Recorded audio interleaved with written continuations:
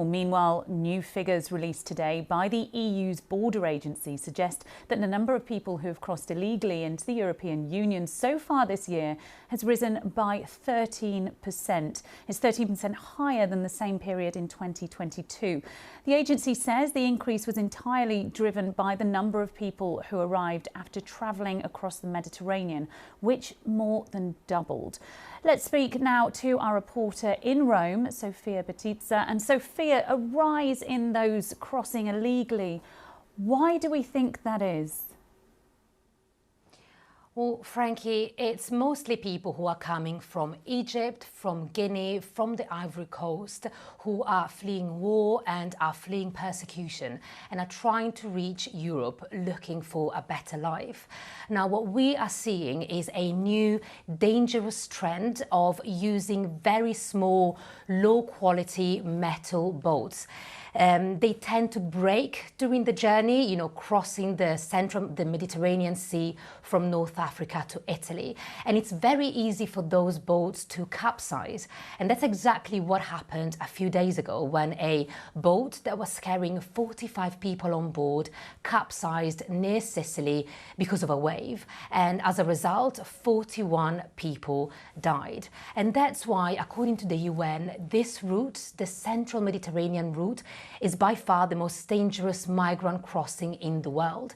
Just to give you a number, Frankie, this year so far, more than 2,000 people disappeared in the Mediterranean Sea, trying to reach Europe. Now, what Frontex predicts is that those deaths won't stop people who want to try and come to Europe. And that's because, according to Frontex, there is fierce competition between crime groups in Tunisia and in Libya. And because of that, people smugglers are offering much lower prices for people who want to make the journey to Europe. So the fear is that more people could die in the coming months trying to reach the EU, reach Europe, searching for a better life.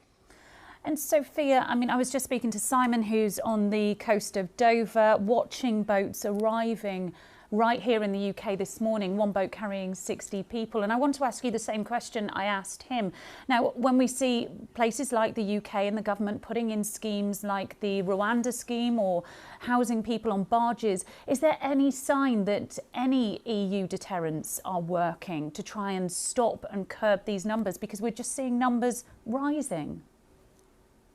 That's a really good question, and it's a complicated answer. What the EU has done, they've signed a deal with Tunisia last month. Of course, Tunisia has become the main departure point for people who try and reach Europe.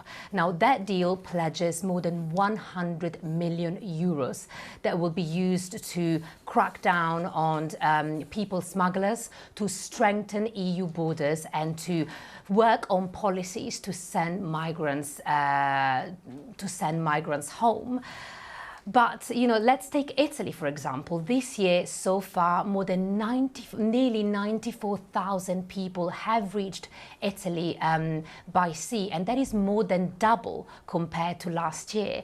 And of course, the Italian government is a right-wing government that campaigned on a promise to crack down on illegal migration.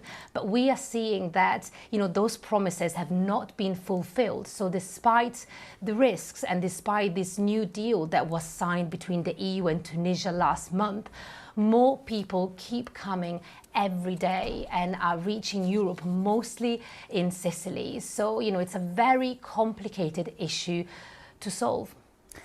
Sofia Bettiza, thank you for that update in Rome as we look at the wider migration issue across Europe.